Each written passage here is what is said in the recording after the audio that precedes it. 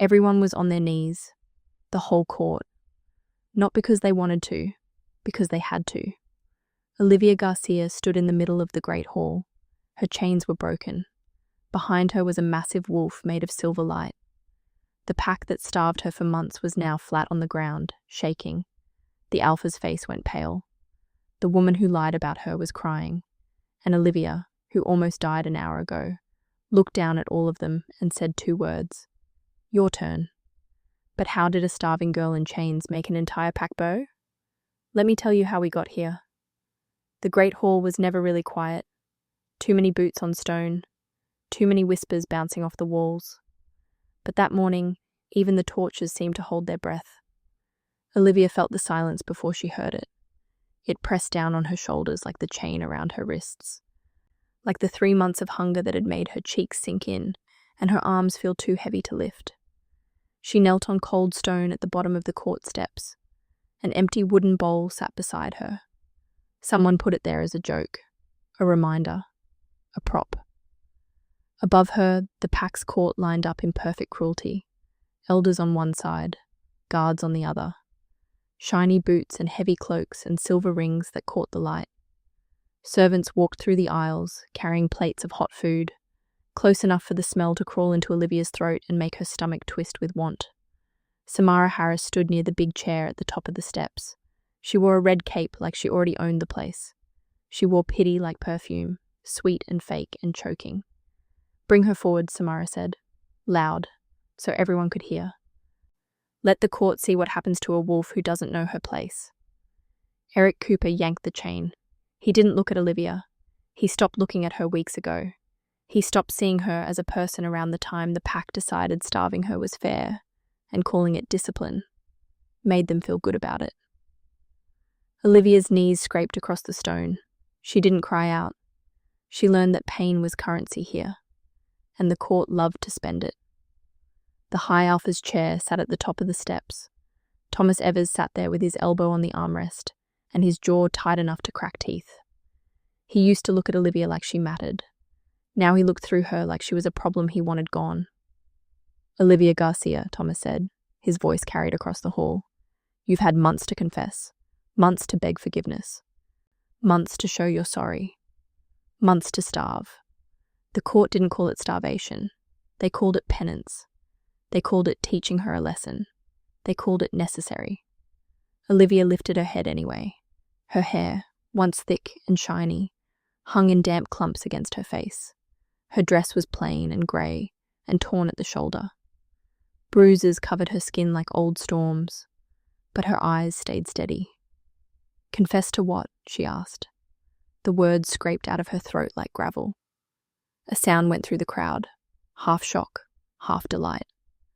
The pack liked its broken wolves silent. Samara's mouth went tight. To what you did, she said smoothly. To what you are. A curse on this pack. A drain. A danger. A curse. That was the lie they told from the beginning. Olivia remembered the day it started. The previous Luna had gotten sick so fast the healers panicked. Olivia had been new to the pack then, a travelling Omega with enough skill to help and enough hope to think kindness kept you safe. She'd put her hands on the Luna's burning skin and felt something wrong. Something twisted into the sickness like a hook. Poison. Not a normal illness. Someone did this on purpose. Olivia spoke up. That was her first mistake. Samara had been there too, eyes shining, crying and grabbing Thomas's arm. When Olivia said poison, Samara said Olivia. She's different, Samara whispered, and somehow that word became a sentence. Her wolf is wrong. I can feel it. She doesn't belong here. The pack wanted someone to blame. Grief needed a target. Thomas looked at Olivia then, really looked, and for a second she thought he saw the truth. But truth was expensive. Fear was cheap. By the time they buried the Luna, Olivia was in chains. They didn't kill her. That would have been mercy. They made a show of her instead. They kept her alive just enough to suffer. A piece of bread tossed like scraps. A cup of water spilled at her feet, then kicked away. They walked her through the hall on feast nights so she could smell roasted meat and hear laughter. They called it teaching. They called her an example. Olivia survived because she had no pack to save her, no family to fight for her. She only had herself, and something inside her refused to die, even when her body begged for it. She tried not to think about the wolf under her skin. It had been quiet for a long time. Not gone. Never gone. Just sleeping. Waiting. Like it knew something Olivia didn't. Today, Thomas said, the court will decide if you live. A servant walked behind him with a tray of food. Someone laughed and stepped too close. A plate slipped. It clattered on the stone. Stew splashed like liquid gold. The smell hit Olivia full force. Her stomach twisted so hard her vision went white. And in that white, she heard it. Not the court. Not the whispers. A pulse. Low and ancient. Like a heartbeat under the world. Olivia swallowed. Tasted iron. Samara stepped down the stairs, careful to stay between Olivia and Thomas. Look at her, Samara said to the court. Her voice rose. She won't even bow her head. She still thinks she's worth something. The elders whispered, hungry for an ending. Eric tightened his grip on the chain, ready to force Olivia's head down. But Olivia's hands, shaking, starved, raw, curled into fists. No, she whispered. The word was small. The power behind it wasn't. The torches flared. Wind came from nowhere, whipping through the hall. The court stiffened. Heads turned like they sensed a predator. But nothing happened. Not yet. Samara smiled, cold, sharp. You see, she said to the crowd. Even now she resists. Even now she thinks the rules don't apply to her. Thomas stood. His chair scraped the platform. He looked down at Olivia with something that might have been regret, or might have been nothing. The court has decided, he said. The hall went silent. We will vote at sunset, whether Olivia Garcia lives or dies. Samara's smile widened. Eric pulled the chain tighter, and Olivia, kneeling on cold stone, stomach empty, body breaking, looked up at the court that wanted her dead, and thought one thing, not yet. I'm not done yet. 3 months earlier, Olivia Garcia had walked into Ironridge with hope in her chest and a healer's bag on her back. She shouldn't have. Hope was dangerous for wolves with no pack. Hope made you think maybe this time would be different. Maybe this pack would see past her quiet wolf. Maybe they'd let her stay. Olivia had been traveling for 2 years. Packs hired her to heal their sick, then sent her away before she got comfortable. She was good at her job, good at stitching wounds and brewing medicine and pulling fevers down with gentle hands. But she was also an omega, alone. And wolves didn't trust loners. Still, when the message came that Ironridge needed a healer, Olivia went. The Luna was dying. That's what they told her at the gate. Our Luna is dying. Can you help? Olivia said yes, because that's what healers did. They brought her to a stone room with heavy curtains and the smell of sickness in the air. The Luna lay on a bed covered in furs. Her skin was grey. Her breathing was shallow. Sweat soaked through the sheets. Around the bed stood the pack's important people. Thomas Evers, the high alpha, held his mate's hand. His face was tight, scared. The elders whispered in corners. Guards stood at the door. And near the window, Samara Harris watched with wet eyes, and a hand pressed to her chest like her heart was breaking. Please, Thomas said when he saw Olivia. His voice cracked. Please save her. Olivia knelt beside the bed. She put her hands on the Luna's skin and felt it immediately. Wrong. Everything was wrong. This wasn't a normal sickness.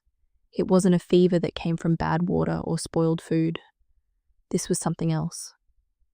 Something deliberately threaded into the Luna's body like a needle through cloth. Poison. Olivia's stomach dropped. She looked closer, felt deeper. The poison was slow, careful, designed to look like natural illness. But it was there, in the Luna's blood, in her organs, rotting her from the inside. Well, Thomas asked, desperate, can you heal her? Olivia's throat went dry. She should have lied, should have said, I'll try, and worked quietly and kept her mouth shut. But the Luna was dying, and if Olivia didn't speak up, no one would know the truth. "It's poison," Olivia said. The room went still. Thomas blinked. "What?" "She's been poisoned," Olivia said again, louder. "This isn't a sickness. Someone did this to her. On purpose." An elder gasped. A guard stepped forward. Thomas's face went white. And Samara Harris turned from the window with wide, shocked eyes. "Poison?" Samara breathed. "But who would—" She looked at Olivia, really looked, and something flickered behind her eyes. Something cold. "How do you know?" Samara asked softly. "I can feel it," Olivia said. "It's in her blood, threaded through her organs. It's been there for days, maybe weeks." "You can feel it?" Samara repeated. She said it like a question, but it sounded like an accusation. The elders started whispering, fast, nervous. Thomas stared at Olivia like he didn't know what to think. "I'm a healer," Olivia explained. "I sense these things. It's part of my gift. And I'm telling you, someone poisoned your Luna." She expected them to investigate, to ask questions, to find out who did it. Instead, Samara spoke. "She's different," Samara said, not loud, just loud enough. "I felt it the moment she walked in. Her wolf is wrong." Olivia froze. "Wrong?" an elder echoed. "Unnatural," Samara continued. Her voice was soft, sad, like she hated to say it. "I didn't want to speak up, but now she's accusing someone of poisoning our Luna, and she has no proof, just a feeling." "It's not just a feeling," Olivia said quickly. "I can show you." "Or maybe," Samara interrupted gently, "she's the reason the Luna is dying." The air left the room. Thomas stood. "What are you saying?" Samara looked at him with tears in her eyes. Perfect tears. "I'm saying maybe the curse isn't something we let in. Maybe it walked through our gates wearing a healer's face." "That's not true," Olivia said. Her heart was pounding now. "I didn't do anything. I'm trying to help." "Then why is she worse since you arrived?" Samara asked. She turned to the elders. "The Luna was sick, yes, but stable. And then this stranger shows up, puts her hands on our Luna, and now she's dying faster." "That's not—" Olivia started, but the elders were already nodding, already whispering, already believing, because grief needed a target, and Olivia was right there. "I didn't poison her," Olivia said. She looked at Thomas, begged him with her eyes to see the truth. "I'm telling you, someone in this room did. Someone close to her. Someone who had access." "Enough," Thomas said. His voice was quiet, but it cut through the room like a blade. He looked at Olivia, and for 1 second, 1 heartbeat, she saw doubt in his eyes, saw him almost believe her. Then he looked at the court, at the elders, at Samara with her tears and her trembling hands, and he made a choice. "Take her," Thomas said. "What?" Olivia breathed. "Take her," Thomas repeated, louder now, to the guards. "Chain her, lock her up, until we know the truth." Eric Cooper stepped forward, grabbed Olivia's arm. She didn't fight. She was too shocked to fight. "Alpha, please," Olivia said. "Listen to me. Someone poisoned your mate. If you lock me up, you'll never find out who." "If you're innocent," Thomas said, and his voice was hollow, "then you have nothing to fear." But they both knew that was a lie. The guards dragged Olivia out of the room, down stone hallways, into a cell that smelled like rust and old fear.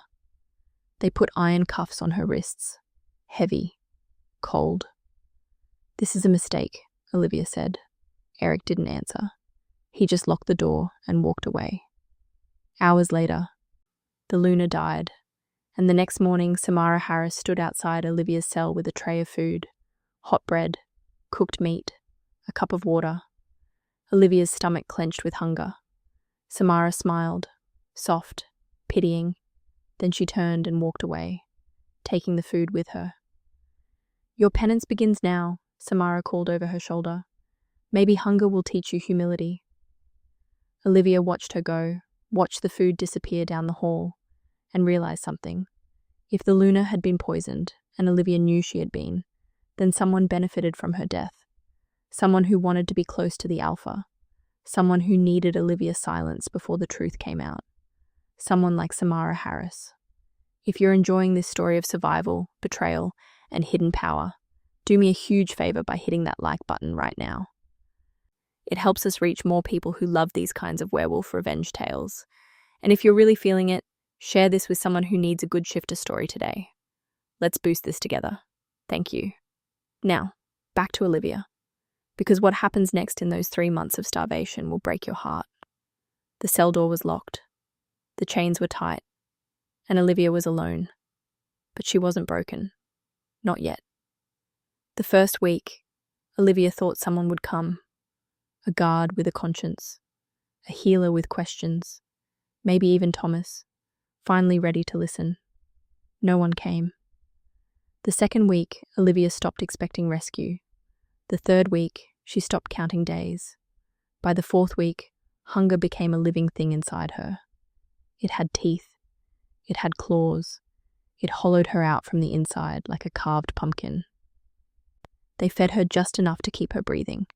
A crust of bread every 3 days. Hard. Stale. Thrown through the bars like she was a dog. Water came in a wooden cup. But Eric's hands always shook when he passed it through. Half of it spilled before it reached her lips. Oops, he'd say. Flat. Empty. Olivia learned to lick moisture off the stone floor. She learned that pride was a luxury. Survival wasn't. But she never begged. Not once. The first feast night, they dragged her into the great hall in chains. The pack was celebrating something. Olivia couldn't remember what. Her head was too fuzzy. Her body too weak. They sat her at the bottom of the steps, right in the middle of everything. Servants walked past carrying trays. Roasted meat, fresh bread, baked apples with honey. The smell made Olivia's mouth fill with water. Made her stomach cramp so hard she doubled over. Someone laughed. Look at her, a voice said, like a starving dog. More laughter. Olivia kept her head down, focused on breathing. In, out, in, out. A piece of bread landed near her knee. She looked up. A young noble grinned down at her. Go on, he said. Eat. Olivia's hand moved before her brain caught up. She reached for the bread. The noble kicked it away. The hall roared with laughter. Olivia pulled her hand back, curled it into a fist, swallowed the humiliation like poison. They did this every week, every single week, and every week, Olivia survived it. Eric stopped looking at her after the second month. At first, he'd hesitated, pulled the chain a little softer, handed the water cup a little more carefully. But cruelty was easier when you stopped seeing people as people. So Eric stopped seeing. He dragged her to the hall without meeting her eyes, threw bread without watching where it landed, became a machine, a tool. Olivia didn't blame him. Blame required energy, and she had none to spare. Thomas was worse. He came to the hall every feast night, sat in his chair at the top of the steps, watched the court humiliate her. But he never looked directly at her. Not once. His eyes would slide past her like she was a stain on the floor. Something unpleasant. Something he'd deal with later. Olivia understood. She was a problem he couldn't solve. So he postponed her, kept her alive, barely, because killing her would require a decision. And decisions required looking at what he'd done. Easier to let her fade slowly. Easier to pretend she'd brought it on herself. But Olivia's body was failing. Her mind wasn't. Hunger sharpened some things, made her notice details she'd missed before, like the way certain guards avoided her cell, or how some elders changed the subject when her name came up, or how Samara Harris grew bolder every week. Samara wore the Luna's jewelry now, sat in the Luna's chair during meals, stood close to Thomas, too close, like she was already planning her coronation, and no one questioned it. No one asked why the investigation into the Luna's death had stopped. No one wondered why Olivia, the only one who'd named poison, was being starved instead of questioned. They didn't want to know. Knowing meant responsibility, meant admitting they might be wrong. Easier to call her cursed, easier to watch her waste away. But Olivia was watching too. She noticed when two elders started arguing in hushed voices outside her cell. Noticed when one said, "We should have investigated further," and the other said, "Too late now. We've committed." She noticed when a young guard brought her water, clean water, full cup, and whispered, "I don't think you did it." Then never came back. She noticed when Samara visited her cell one night, stood outside the bars, smiled. "You should have kept quiet," Samara said softly. "Should have healed her and left. But you had to be clever. Had to point fingers." Olivia lifted her head, met Samara's eyes. "You killed her," Olivia whispered. Samara's smile widened. "Prove it." Then she left. And Olivia realized something. The pack wasn't just punishing her. They were hiding something. Hiding the truth. Hiding their guilt. Hiding the fact that they'd chosen the wrong side and now couldn't turn back without admitting it. She was inconvenient. But she was also evidence, and as long as she stayed alive, stayed lucid, she was dangerous. The food drop happened on a Tuesday. Olivia had been in chains for 12 weeks, maybe 13. Time blurred. She was in the Great Hall again. Kneeling. The court was eating lunch. Something with gravy. The smell made her dizzy. A servant walked past her. Young girl. Nervous hands. She carried a plate stacked with bread and cheese. The plate wobbled, tipped, fell. Food scattered across the stone. Right in front of Olivia. Fresh bread. Soft cheese. Still warm. The hall went quiet. Everyone watched, waiting to see if Olivia would lunge, if she'd finally break, if desperation would turn her into the animal they said she was. Olivia stared at the food. Her hands shook. Her stomach screamed. But she didn't move. Instead, she looked up. Looked at the faces watching her, and saw it. Some of them wanted her to lunge, wanted the entertainment. But a few, just a few, looked nervous, afraid, like they needed her weak, needed her desperate, needed her too broken to think straight. One of those faces was Samara's. Olivia's eyes locked on hers, and Samara's smile faltered. Just for a second. But Olivia saw it. "Clean that up," Thomas said from his chair. His voice was tired. The servant scrambled to pick up the food, hands shaking worse than before. And Olivia, still kneeling, still starving, still chained, smiled. Small, cold, because she finally understood. They weren't just hiding the truth. They were terrified she'd expose it. And starving her wasn't punishment. It was containment. 3 months of starvation led to this. A trial. Except it wasn't really a trial. Trials were about finding truth. This was about making her death look legal. Samara Harris stood in the center of the Great Hall, with her hands folded and her face set in perfect sadness. "We've been patient," she said to the court. "We've given her time to confess, time to repent. But Olivia Garcia remains defiant, remains dangerous." The court murmured agreement. Olivia knelt at the bottom of the steps. Her wrists were chained. Her body was so thin her bones showed through her skin. She could barely hold her head up. But she was listening. "Today," Samara continued, "we will hear testimony. We will examine evidence. And we will decide, once and for all, if this wolf lives or dies." Thomas sat in his chair at the top, face blank, eyes forward. He looked like a statue. "Bring the first witness," Samara said. An elder stepped forward. Old man, grey beard. He'd been kind to Olivia once, before. "State what you saw," Samara prompted. The elder cleared his throat.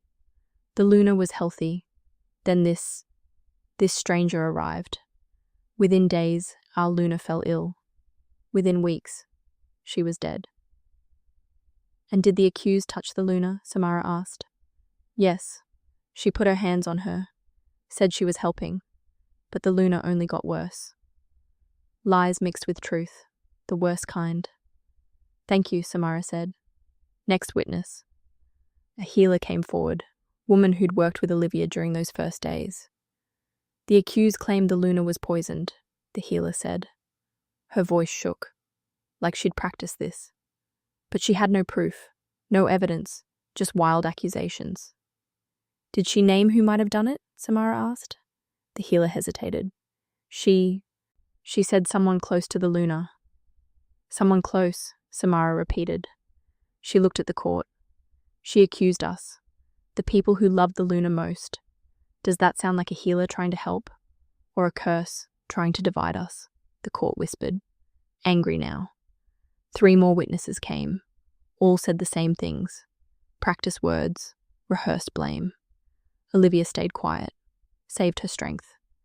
Then Eric Cooper stepped forward. He held something in his hands, a small glass vial. We found this, Eric said, in the accused's belongings. Olivia's head snapped up. That's not— Silence, Samara said sharply. You'll have your chance to speak. Eric held up the vial. Dark liquid inside. Nightshade oil, a known poison, found in her healer's bag. The court gasped. Olivia's heart pounded. That's not mine. Someone planted it. Silence! Samara's voice cracked like a whip. Eric wouldn't look at Olivia, just stared at the floor, holding the vial like it burned his hands. He was lying. He had to be. But his face showed nothing. Thomas leaned forward slightly. Is there more evidence? That's all, Alpha, Eric said. Then he stepped back. Quick, like he wanted to escape. Samara smiled. The evidence is clear. The witnesses have spoken. Unless the accused has something to say in her defense. All eyes turned to Olivia. She tried to stand. Her legs shook. The chains were heavy. But she managed to get to her feet. Barely. I didn't poison anyone, Olivia said. Her voice was rough from weeks of barely speaking. I tried to save her. By accusing innocent people? Samara asked. By telling the truth, Olivia shot back. The Luna was poisoned. I felt it. I know what poison does to a body. It wasn't sickness. It was murder. A ripple went through the court. Some wolves shifted uncomfortably.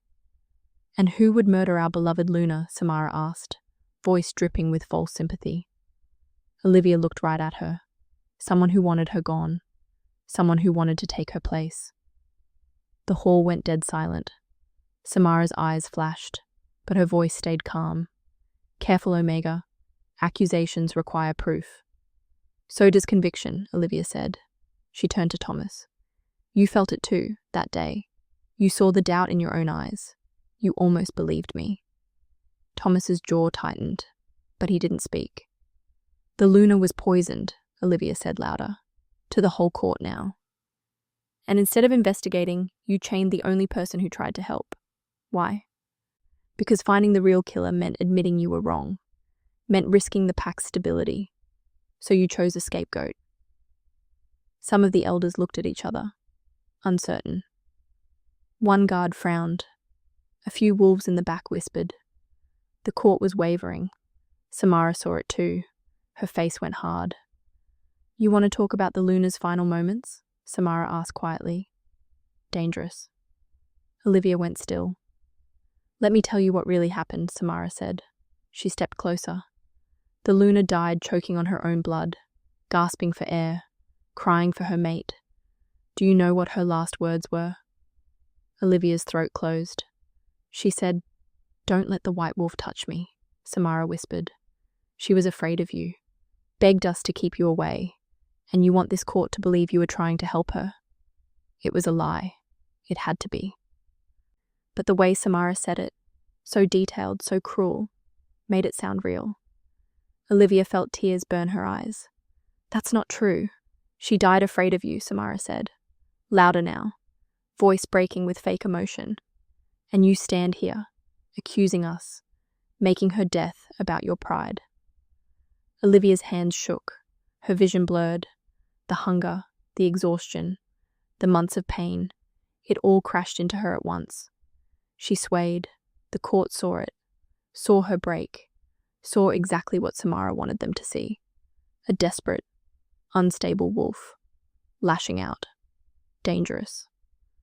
Enough, Thomas said. His voice cut through the hall. He stood, looked at the court, then at Olivia. This trial is paused, Thomas said. I will consult with the elders. We'll reconvene tomorrow. But Alpha, Samara started. Tomorrow, Thomas repeated. Firm. He looked at Eric. Take her back to her cell. Isolated wing. No visitors. Eric moved forward, grabbed Olivia's chain. As he pulled her toward the door, Olivia heard the court erupt in whispers. Some angry, some confused.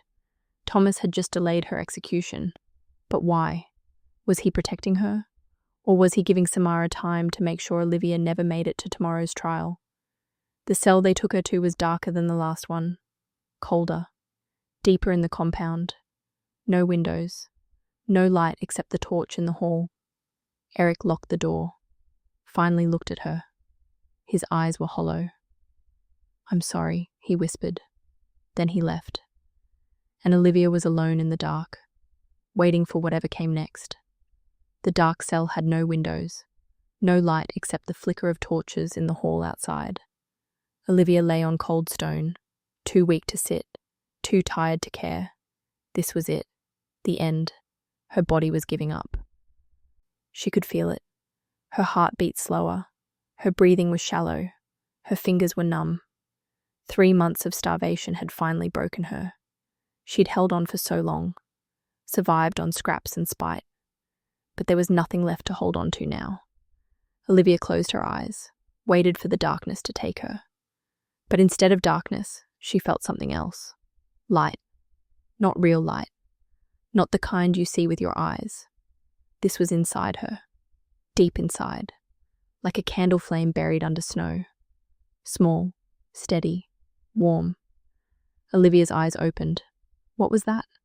She focused on the feeling, followed it down into herself, past the hunger, past the pain, past the fear. And there, at the very bottom of everything, something waited. Calm, ancient, patient. It felt like moonlight made solid, like winter wind with a heartbeat.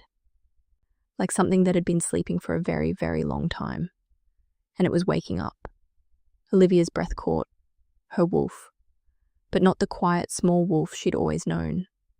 This was something else. Something bigger. Something old. What are you? Olivia thought. The presence didn't answer in words, but she felt it shift, stretch, like a cat waking from a nap. And with it came a feeling. Soon. Olivia's heart pounded. She wasn't dying. She was changing. Footsteps echoed in the hall outside. Voices. Olivia went still. Listened. Can't keep her much longer, a man's voice said. One of the elders. Olivia recognized the nervous tone. We can keep her as long as we need to. Samara's voice. Cold. Certain. But the pack is asking questions. Some of them think, I don't care what they think, Samara snapped. We're too close to turn back now. If she lives, everything falls apart. Silence.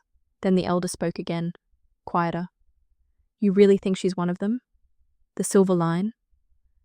Olivia's breath stopped. Silver line? It doesn't matter if she is or isn't, Samara said. What matters is she stays weak, stays contained. The silver line is a myth anyway, dead for centuries. But if the pack even thinks she might be connected to it, they'll question everything we've done. And if she's not weak, the elder asked, if she wakes up? Samara laughed, short, sharp. She won't.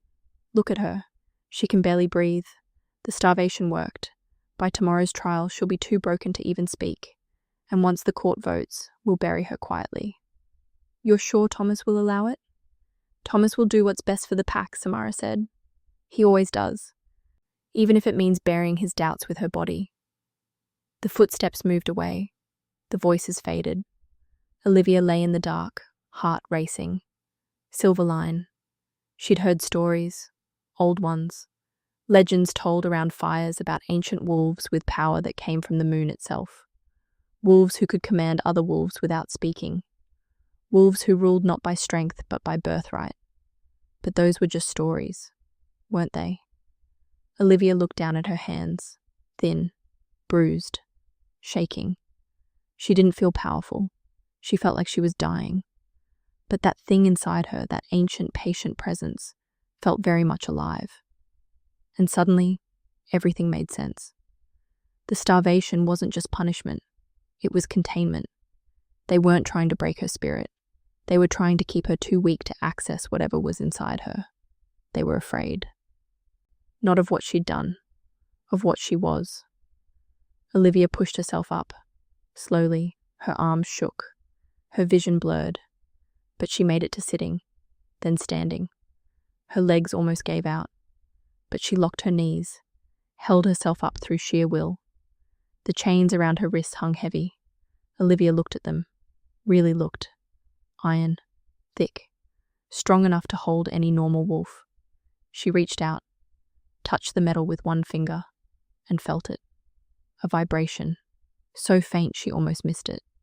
The chain hummed against her skin, not loud, not violent, just aware, like it recognized her, like it knew it shouldn't be holding her. Olivia wrapped her hand around the chain, held tight. The vibration grew stronger. The torches in the hall outside flickered. Once, twice.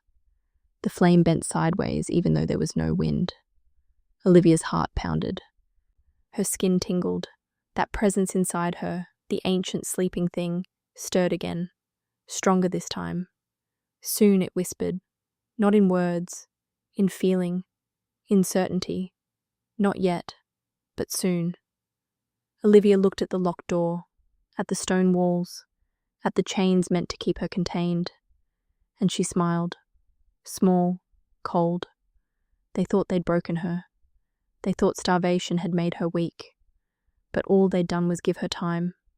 Time for something ancient to wake up. Time for something powerful to remember what it was. The torches flared brighter, then dimmed, then settled back to normal. But the air in the cell had changed. Charged. Electric. Like the moment before lightning strikes. Olivia let go of the chain, sat back down, saved her strength. Tomorrow there would be a trial. Tomorrow the court would vote on whether she lived or died.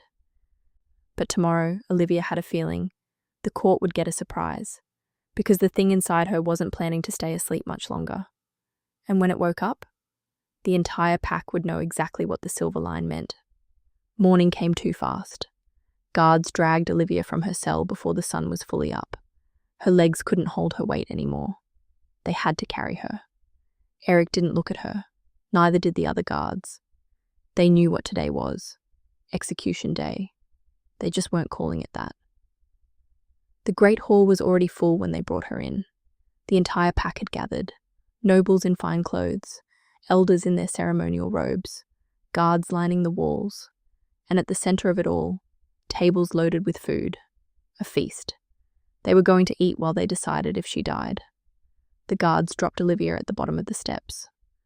She fell hard. Her knees hit stone. Her chains rattled. She couldn't stand even if she wanted to.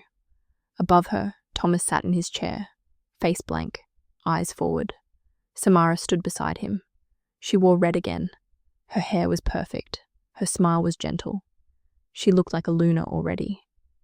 "Bring her forward," Samara said. Eric yanked the chain. Olivia crawled, hands and knees across cold stone. The court watched. Some looked away. Most didn't. Servants began bringing out food, hot bread, roasted meat, vegetables in butter, wine in silver cups. The smell hit Olivia like a fist to the stomach. Her vision swam. Her mouth watered. Her body screamed for food. She bit the inside of her cheek, tasted blood, focused on that instead. "The court has deliberated," Samara announced. Her voice carried across the hall. "We have heard testimony. We have examined evidence. We have prayed for guidance." She looked down at Olivia with perfect pitying sadness. "And we have reached a decision." The hall went quiet. "Olivia Garcia," Samara said, "you stand accused of cursing this pack, of poisoning our beloved Luna, of bringing darkness into our home." Olivia lifted her head, met Samara's eyes. Samara's smile grew. "The court finds you guilty." No gasps, no surprise. Everyone had known this was coming. "The sentence," Samara continued, "is death, for the safety of the pack, for the peace of our people, for justice. She said it like she believed it, like she was doing something noble. Thomas stood. The hall held its breath. He looked at Olivia, really looked, and for just a second she saw something in his eyes. Regret, guilt, shame. But not enough to stop this. "The court has spoken," Thomas said. His voice was hollow, empty. "The decision is made, for the pack's peace." He sat back down, and that was it. Olivia's death sentence, delivered between breakfast courses. A servant walked past carrying a tray of food. Another followed with wine. The court began to eat, casual, comfortable, like they hadn't just ordered an execution. Olivia's hands shook, not from fear, from hunger, from exhaustion, from 3 months of suffering while they ate and laughed and pretended this was justice. A young servant, nervous hands, quick feet, walked too close to the steps. Someone laughed, made a joke. The servant startled. The plate tipped, slipped, fell. Food scattered across the stone, right in front of Olivia. Bread, meat, gravy pooling like liquid gold. The smell crashed into her. Overwhelming, devastating. Her stomach twisted so hard she gasped. The court went silent, watching, waiting to see if she'd break, if she'd lunge for the food like an animal. Olivia stared at the bread. So close, close enough to touch. Her body was screaming, begging, dying. Just take it. Just eat. Just survive. But something deeper, something ancient and furious, whispered something else. No, not like this. Never like this. Olivia's lips moved. The word came out quiet, barely a breath. No. The torches flared, every single one. Flames shot up, too high, too bright. The court gasped, heads turned, and deep inside Olivia, something cracked. Not her bones, not her body. A seal, a lock that had held for centuries. Power flooded through her. Not gentle, not kind, raw, ancient, absolute. The wind came from nowhere, whipping through the hall, dragging smoke into spirals. The great doors at the far end of the hall, heavy oak, iron-bound, shook, once, twice. Then they slammed open. The hinges shrieked. The sound echoed like a scream. Mist poured in, silver white, thick, rolling across the floor like water. Cold air rushed through the hall. Torches guttered, candles went out. The court froze. Every wolf, every human, instinct older than thought told them, predator. Through the mist, something moved. Footsteps, too heavy to be human. A shape, too large to be a normal wolf. And then it stepped into the light. The silver wolf. Olivia's breath stopped. It was massive, bigger than any alpha she'd ever seen. Its fur shimmered like moonlight on water. Silver white, radiant, unnatural. Its eyes burned blue. Not normal blue, ancient blue, like frozen oceans. Like winter skies that went on forever. Every instinct in the hall screamed the same thing. Royal, ancient, untouchable. The wolf's gaze swept across the court, slow, deliberate. And everywhere it looked, wolves flinched, backed away, bowed their heads without meaning to. The silver wolf moved forward, silent pause on stone. Each step felt like a heartbeat, like the earth itself was holding its breath. It walked straight toward Olivia. The court scattered, pressed themselves against the walls. Some tried to run, but their legs wouldn't move. Fear had frozen them in place. The wolf stopped, directly behind Olivia. She felt its warmth through her torn dress, felt power radiating from it like heat from a forge. This close, she could see details, scars hidden in its fur, age in its eyes. Strength that didn't come from muscle, but from something older. This wasn't just a wolf. This was a guardian, a king, a legend made flesh. Samara's voice cracked. What is that?" No one answered. Thomas stood so fast his chair scraped the platform. His face had gone white as snow. An elder in the back whispered, trembling, "The silver line. It's real. It's actually real." The silver wolf lowered its head. Its muzzle hovered beside Olivia's ear. She felt its breath. Cold, clean, like mountain air. And in her mind, clear as a bell, one word landed. Mine. Not possession. Recognition. The chain around Olivia's wrist went tight, then snapped. The sound cracked through the hall like breaking glass. The iron fell away. Broken. Useless.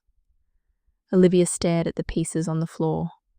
The silver wolf stepped forward, placed itself between Olivia and the court. And the real question, the one that would change everything, hung in the air. Why did it come for her now? The silver wolf stood between Olivia and the court. Massive, radiant, impossible. Nobody moved. Nobody breathed. The wolf's blue eyes swept across the hall. Slow, deliberate. And then it happened. Pressure. Not physical. Not something you could see. But every wolf in the room felt it. Deep in their bones. In their blood. In the part of them that understood hierarchy without being taught. This was power. Ancient power. The kind that didn't ask for submission. It commanded it. An elder in the front row dropped first. His knees hit the stone hard. He gasped. Tried to stand. Couldn't. His body wouldn't obey him anymore. A guard followed. Then another. Then 3 more. One by one, they fell. Nobles in fine clothes, warriors with swords, healers who'd seen decades of life, all of them, kneeling, not by choice, by instinct. Their wolves recognized royalty, and royalty demanded respect. Eric Cooper stood near the steps, chain still in his hands. His face had gone pale. His whole body shook. "No," he whispered. "No, this isn't." The pressure hit him like a wave. His knees buckled. The chain slipped from his fingers and clattered to the floor.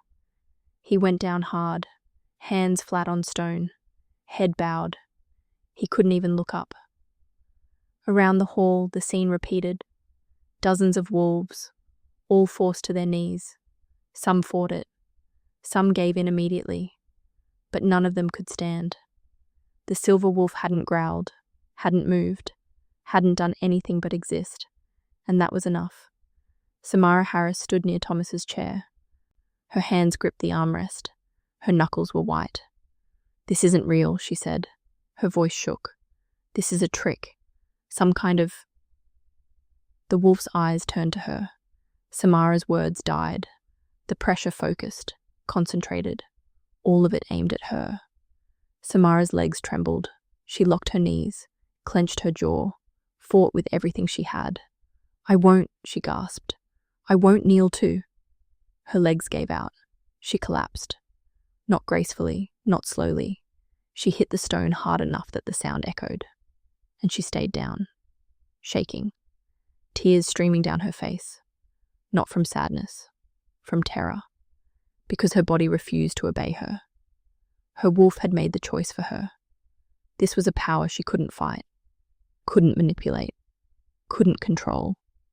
Thomas Evers stood frozen at the top of the steps. His face had gone ash white. His eyes were locked on the silver wolf. "It can't be," he whispered. "The silver line died out, centuries ago. The record said..." The wolf looked at him, and Thomas understood. Records could be wrong. Legends could be real. And the pack, his pack, had just spent 3 months starving the one thing in the world that could bring them all to their knees. Thomas's legs shook. He gripped the chair for balance. But unlike the others, he wasn't forced down. The wolf was giving him a choice. Kneel willingly, or be made to kneel. Thomas looked at Olivia. Really looked. For the first time in months. She was still on her knees, still weak, still starving. But something had changed in her eyes. She wasn't broken anymore. She was awake. Thomas's jaw worked. His throat moved as he swallowed. Then slowly, very slowly, he descended the steps. Each step felt like walking to his own execution. He stopped a few feet from Olivia, close enough to see the bruises on her skin, the hollows in her cheeks, the evidence of what his pack had done, what he had allowed. "Olivia," he said. His voice was hoarse, shaking. "What are you?" The entire hall waited for her answer. Olivia looked up at him, grey eyes steady, unafraid, and she spoke. "I'm not your curse," she said quietly. She rose, slowly. Her legs shook, but she stood. The broken chains dangled from her wrists, proof that iron couldn't hold her anymore. The silver wolf moved closer, stood beside her, a living wall of power and protection. Olivia lifted her chin, met Thomas's eyes. "I'm your reckoning." The words fell like stones into water, rippled out across the hall. Some of the kneeling wolves whimpered, others closed their eyes. They understood what she meant. They'd tortured an innocent, starved her, humiliated her, sentenced her to death. And she wasn't just an Omega with no pack. She was Silverline, ancient blood, royal blood, the kind of wolf that legends were written about. And now she was standing in front of them, chains broken, power awakened, with a guardian wolf that could force an entire court to its knees with a look. Thomas took a step back. His hands shook. "I didn't know," he said. "If I had known." "You did know," Olivia interrupted. Her voice was soft, but it cut like a knife. "Not what I was, but that something was wrong. You felt it. You saw it. And you chose fear over truth." Thomas flinched like she'd slapped him. "I'm sorry," he whispered. "Sorry doesn't undo 3 months," Olivia said. Around them the court stayed frozen, kneeling, watching, waiting to see what happened when a pack tortured royalty, waiting to see if mercy was even possible. The silver wolf lowered its head, touched its nose to Olivia's hand. The gesture was gentle, protective. "Yours," it seemed to say. "The choice is yours." Olivia looked around the hall, at the nobles who'd laughed while she starved, at the guards who'd thrown scraps at her feet, at the elders who'd called her cursed, at Samara still collapsed on the floor, crying, at Eric, head bowed, trembling, at Thomas, standing before her with guilt written across his face. What would she do? Execute them all? Demand vengeance? Burn the pack to the ground? Or something else? The hall held its breath, and Olivia, starved, beaten, broken, but somehow still standing, made her choice. "We're about to enter the final reckoning, and I need to know if you're still with me. Drop, make them pay, in the comments if you think Samara and the elders deserve the worst, or drop mercy if you think Olivia should be the bigger wolf. Let me see who's riding this all the way to the end, because what Olivia chooses next will either rebuild this pack or burn it to the ground. Now let's see if Olivia shows mercy, or if she becomes the monster they tried to create." The silver wolf disappeared at dawn. One moment it was there, standing guard while Olivia rested. The next, it was gone, like mist burning off in sunlight. But its effect remained. The pack was fractured. Some wolves whispered that Olivia was a blessing, a sign from the moon goddess. They brought her food, real food, not scraps, and left it outside her door with notes of apology. Others were terrified. They avoided the halls she walked through, made symbols of protection when she passed, whispered that she'd curse them next. And some, a dangerous few, wanted her dead, quietly, before she could punish them for what they'd done. Olivia felt all of it, the fear, the worship, the hatred, but she didn't care about any of it. She cared about the truth. 3 days after the silver wolf appeared, Olivia stood in the great hall again. This time, she wasn't chained. She wore clean clothes. Her hair was washed. She'd eaten enough to stand without shaking. But she was still thin, still bruised, still carrying 3 months of suffering in her bones. The court gathered, wary, uncertain. Thomas sat in his chair. He looked like he hadn't slept. Samara stood near the wall, as far from Olivia as she could get. Her eyes were red from crying. Or maybe from fear. Olivia walked to the center of the hall, alone. "I want a real investigation," she said. Her voice carried, clear, strong. "Into the Luna's death."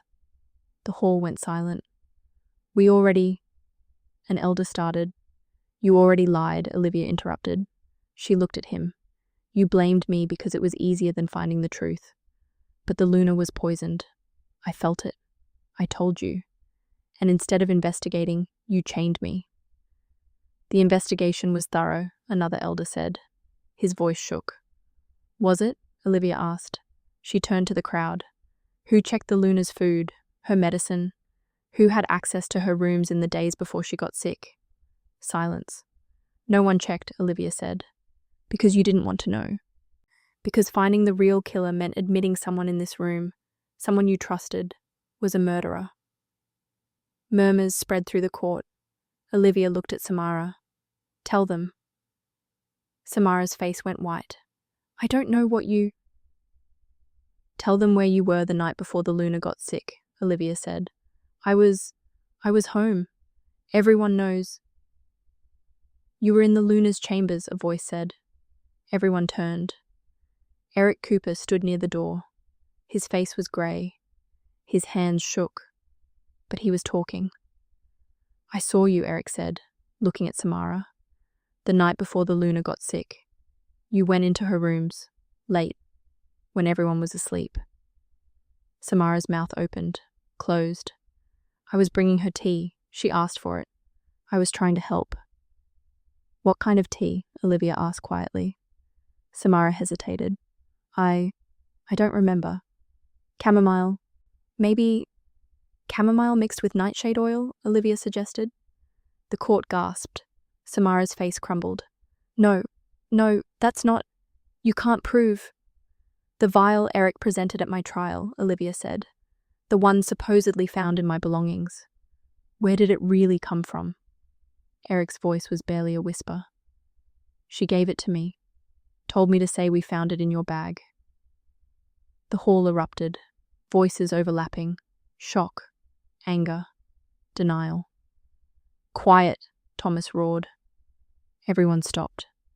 Thomas stood, looked at Eric. "You're saying you lied? Under oath?" Eric nodded. Tears streamed down his face. "She said it was for the pack's safety. Said Olivia was dangerous. That we needed evidence to protect everyone. I thought I was doing the right thing." "You thought," Olivia said softly, "that obeying orders was easier than asking questions." Eric flinched. But he nodded. Olivia turned to the elders. "And you? How many of you knew the investigation was fake?" 3 of them looked at the floor. One spoke. "We suspected, but we had no proof, and the pack needed stability. After losing the Luna, we couldn't afford chaos. So you sacrificed me," Olivia said, "to keep the peace." The elder said nothing. Olivia looked at Thomas. "And you?" Thomas met her eyes. For the first time in months, he didn't look away. "We need to talk," he said, privately. They went to his study, just the 2 of them. Thomas closed the door, stood with his back to it, like he was blocking her escape, or his own. "I suspected," he said finally. "The poison, Samara's ambition, the convenient timing of your arrival." Olivia's hands curled into fists. "You suspected. And you let them starve me anyway." "I had no proof," Thomas said. "Just suspicions. And the pack was fracturing. Half wanted blood for the Luna's death. Half were ready to riot. If I'd accused Samara without evidence, it would have started a civil war." "So you fed me to them instead," Olivia said. Her voice was cold. "Gave them a scapegoat. Let them torture me while you played politics." Thomas's jaw tightened. "I kept you alive." "Barely," Olivia shot back. "You kept me alive barely. You think that makes you noble? You watched me waste away for 3 months. Watched them humiliate me. And you did nothing." "I did what I had to do for the pack." "You did what was easy," Olivia interrupted. "What was safe. You chose your position over the truth, and I paid for it." Thomas's face crumpled. "I'm sorry." Sorry isn't enough, Olivia said. She stepped closer, looked up at him. You have a choice now. Stand with the truth. Publicly. Investigate Samara. Hold the elders accountable. Clean up this mess you made. Or, Thomas asked. Or lose me forever, Olivia said. I'll leave. Take my Silverline blood somewhere that deserves it. And you'll be left with a pack built on lies and a court that thinks murder is acceptable as long as it's convenient. Thomas stared at her. You'd really leave? I've been alone for years, Olivia said. I can do it again. The question is, can your pack survive without the one person who actually cares about justice? Thomas was quiet for a long moment. Then he nodded. I'll stand with you. Publicly. Whatever it takes. Olivia searched his face, looking for lies, for tricks. She found only exhaustion, and maybe, finally, honesty. Good, she said. A knock at the door made them both turn. A guard entered. His face was pale. Alpha, there's been an incident. What kind of incident? Thomas asked. The servant, the one who brought the Luna tea that night. We were going to question her today. Olivia's stomach dropped. Where is she? The guard swallowed. Dead. Found in her room an hour ago. Poison. The room went cold. Samara was tying up loose ends. The conspiracy wasn't over. It was still active. Still dangerous. Olivia looked at Thomas. They're not going to stop. Then neither were we, Thomas said. But as the guard left, one question remained. If they'd kill a witness in broad daylight, who would they target next? The entire pack gathered in the Great Hall the next morning. Not because they wanted to, because Olivia commanded it. And after seeing the Silver Wolf force an entire court to its knees, no one was brave enough to refuse. They filled the hall. Nobles, guards, servants, elders, everyone who'd watched Olivia starve, everyone who'd laughed, everyone who'd looked away. Olivia stood at the center, Thomas beside her, Eric behind them, head bowed, and at the edges of the hall, mist curled along the floor, silver white, a reminder that the wolf could return at any moment. We're here, Olivia said, to talk about the truth. The court shifted, nervous, afraid. The Luna was murdered, Olivia continued, poisoned by someone she trusted, someone who wanted her position, her power, her mate. All eyes turned to Samara. She stood near the wall, trapped. 2 guards blocked the doors behind her. You have no proof, Samara said, but her voice shook. We have the servant who bought nightshade oil for you, Olivia said. Oh wait, she's dead, poisoned in her room yesterday. Gasps rippled through the crowd. We have the vial Eric presented at my trial, Olivia continued. The one he now admits you gave him. The one that came from your personal stores. Eric stepped forward. It's true, he said to the court. Samara gave me the vial, told me to plant it as evidence. I thought... His voice broke. I thought I was protecting the pack, but I was helping a murderer. Samara's face went red. He's lying. He's trying to save himself. We also have this, Thomas said. He held up a small leather journal. Old, worn. The Luna's private journal, Thomas explained. I found it in her chambers yesterday. She wrote about feeling sick, about the tea Samara brought her every night, about how the taste had changed. He opened the book, read aloud. Samara's tea tastes bitter now, like metal. I mentioned it to her, and she said she'd change the blend, but something feels wrong. I'm getting weaker. I don't understand why. The hall went silent. Thomas looked at Samara. She knew. At the end, she knew you were poisoning her, and she still trusted you enough to drink it. Samara's legs gave out. She fell to her knees. I didn't mean... She was crying now. She had everything. The alpha, the pack's love, the power. And I had nothing. I worked just as hard. I was just as loyal. But she was born into it, and I... So you killed her, Olivia finished. Cold, unmoved. Samara looked up, tears streaming. I just wanted to matter. To be seen. To be... You wanted power, Olivia said. And you were willing to murder for it. Then you framed me to cover your crime. Convinced this pack to starve an innocent wolf for 3 months. Watched me suffer and called it justice. The court watched in horror. Some had known. Some had suspected. But hearing it spoken aloud made it real. Made them complicit.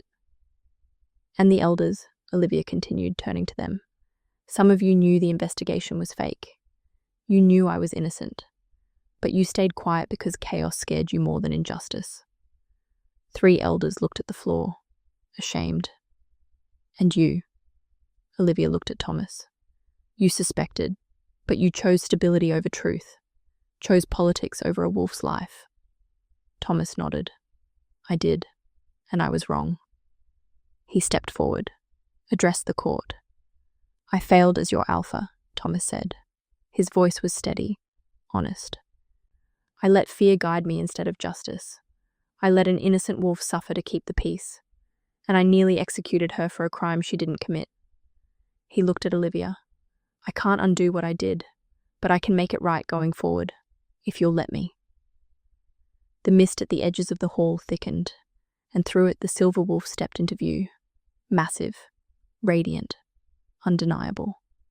The court gasped. Some fell to their knees immediately. The wolf walked to Olivia, stood beside her. A living symbol, a guardian, a mark of royal blood that couldn't be denied. Thomas knelt. The silver line has returned, and she deserves to lead us. No, Olivia said. The hall went silent. I'm not here to be your rescued victim, Olivia said. I'm not here to be grateful you finally admitted the truth. I'm here to make sure this never happens again. She looked around the hall, met every eye. New laws, Olivia said. Starting now. No more penance starvation. No more court punishments without a real trial. No more convenient scapegoats when the truth is uncomfortable, she pointed at the elders. You want to serve this pack? Prove it. Investigate crimes honestly. Protect the weak. Value truth over peace. The elders nodded quickly. Olivia looked at Eric. You helped frame me. Helped starve me. Why should I let you live? Eric stayed on his knees. You shouldn't. I deserve whatever punishment you give. I was a coward. I followed orders instead of asking questions. I'm sorry. His voice cracked. I'm so sorry. Olivia studied him, saw genuine remorse, genuine shame. You'll testify, she said, publicly. Tell the pack exactly what you did, how you lied, why you lied, and then you'll spend the next year working in the healer's wing, helping the wolves you once hurt. Eric looked up, shocked. You're not executing me? Justice isn't always death, Olivia said. Sometimes it's living with what you did and trying to be better. She turned to Samara. But you? You murdered. You lied. You tried to kill again when your secret was threatened. Samara sobbed. Please, please, I'll leave. I'll disappear. You'll face trial, Olivia said. A real one, with real evidence, and the pack will decide your fate. Not me. Them. She looked at Thomas. Can you do that? Give her a fair trial even though she doesn't deserve it? Thomas nodded. Yes. Good, Olivia said. She walked toward the dais, toward the Alpha's chair. The court held its breath. Would she take the throne? Claim the lunar position? Rule the pack that had tortured her? Olivia stopped at the base of the steps, looked at the chair, at the power it represented. Then she turned, faced the court. I'm not your Luna, she said. Not because I can't be, but because you need to earn me first. She stepped back. I'll stay. I'll help rebuild. I'll teach your healers. I'll make sure justice actually means something here. But I'm not doing it as your prize. I'm doing it as your equal. She looked at Thomas. Partner, not possession. Thomas smiled. Small, genuine. Partner, he agreed. The silver wolf lowered its head, touched its nose to Olivia's hand. Then it faded, like morning mist, like it had never been there. But everyone knew it could return, would return, if they forgot what Olivia was. What she'd survived, what she'd become. The court didn't cheer, didn't celebrate. They knelt, one by one, not by force this time, by choice, by respect. Because Olivia Garcia wasn't the cursed wolf they'd tried to break. She was the reckoning they'd needed all along. 6 months later, Olivia stood in the healer's wing, teaching a young wolf how to sense poison in blood. Eric worked beside her, quiet, humble, trying to earn forgiveness he might never get. Samara was gone, exiled after trial, alive but powerless. The elders had changed. Some retired, others learned, all of them more careful now. And Thomas? Thomas walked into the healer's wing with 2 cups of tea. "Thought you might be thirsty," he said. Olivia eyed the cup. "What's in it?" "Chamomile," Thomas said. "Just chamomile, I promise." Olivia took it, smelled it, smiled. Good.